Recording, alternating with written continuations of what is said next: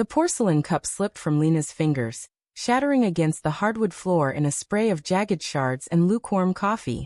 Her wide eyes locked on mine, her lips parted in a silent gasp, as if my words had sliced through her chest. Practicing for when you're gone. I repeated, my voice low, venomous, each syllable dripping with the weight of months spent unraveling her lies. The air in our cramped kitchen felt thick, suffocating. The faint hum of the refrigerator the only sound daring to break the silence. It started with a text. Not even a suspicious one, just a name, Elliot, flashing on her phone at 2 a.m. while she slept, her face bathed in the soft glow of the screen. I'd ignored it at first, chalking it up to a coworker, a friend, a nobody. But the name lingered, a splinter under my skin. Over weeks it appeared again. Elliot, meet me at 7. Elliot, you free tonight?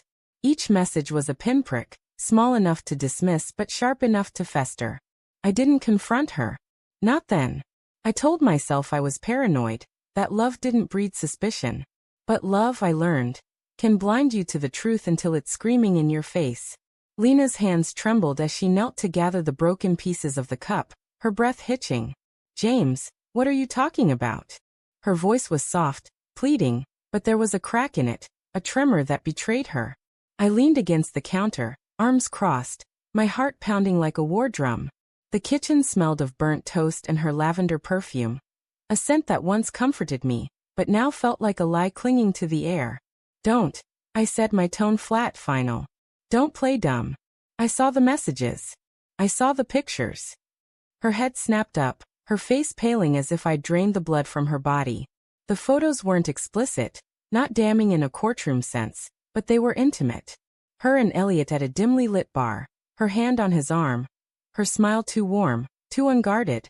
Another of them in a park, her head tilted against his shoulder, the autumn leaves framing them like some romantic postcard. I found them buried in a hidden folder on her phone. A digital vault of secrets she thought I'd never crack. But suspicion is a relentless thief, stealing sleep, reason, trust. I'd cracked it 2 nights ago, my hands shaking as I scrolled through her betrayal. I can explain, she whispered, her voice barely audible, her fingers clutching a shard so tightly it drew a thin line of blood. She didn't notice. I did. The sight of it, red against her pale skin, twisted something in my gut. Part of me wanted to kneel beside her, to bandage her hand, to pretend this was all a misunderstanding. But another part, darker and louder, wanted to scream, to shatter more than just a cup. Then explain, I said, my voice cold, though inside I was unraveling. Doubt not at me. What if I was wrong? What if I'd misread the signs, turned innocent moments into a narrative of betrayal? But the signs were there, weren't they? The late nights at work, the sudden password on her phone, the way her laughter felt forced when we talked about our future. I'd rationalized it all. Stress, she said, just stress. But the truth had been clawing its way to the surface, and now it was here, raw and undeniable. Lena stood, dropping the shard, her eyes glistening with unshed tears. Elliot's just a friend, she said, her voice steadier now, as if she'd rehearsed this. We've been working on a project together.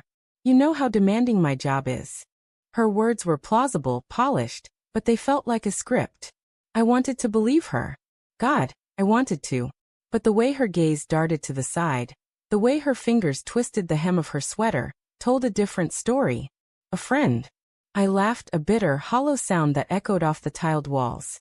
You don't laugh like that with friends, Lena. You don't hide photos of friends. I stepped closer, my shadow falling over her, and she flinched.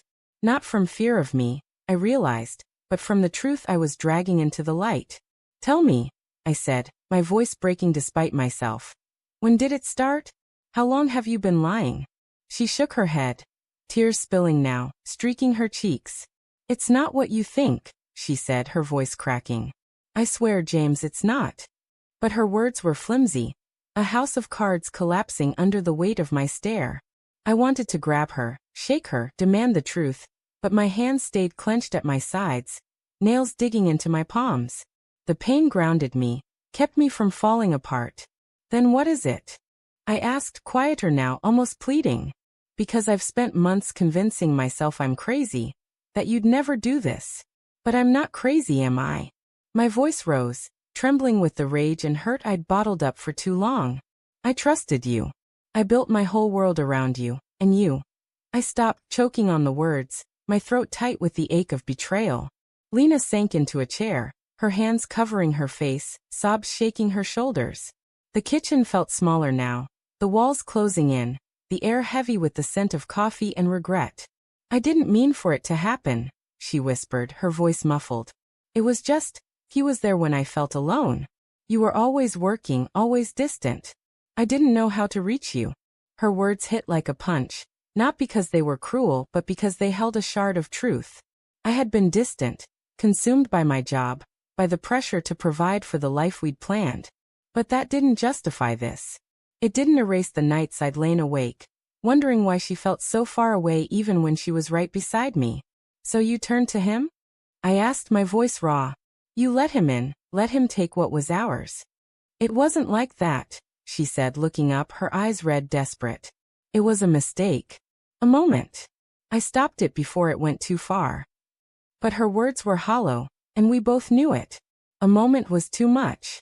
A moment was everything. The silence stretched, taut and unbearable.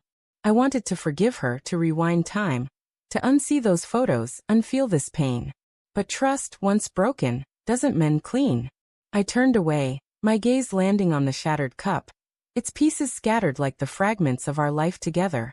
I need time, I said finally, my voice barely above a whisper. I can't do this right now. As I walked out, her sob followed me, sharp and piercing, but I didn't turn back. The door clicked shut behind me, and the cold night air hit my face, carrying the faint scent of rain. I stood there alone, the weight of her betrayal pressing down. And then I heard it, a soft ping from my phone. A message from an unknown number. I'm sorry you had to find out this way. She deserves better. Attached was a photo. Lena and Elliot, kissing, the timestamp from last night. My knees buckled, the world tilting as the final piece of truth slammed into place. She hadn't stopped it. She'd lied even now. The cold wasn't just outside anymore. It was in me, permanent, unyielding. I'd been practicing for when she was gone, but she was already someone else's.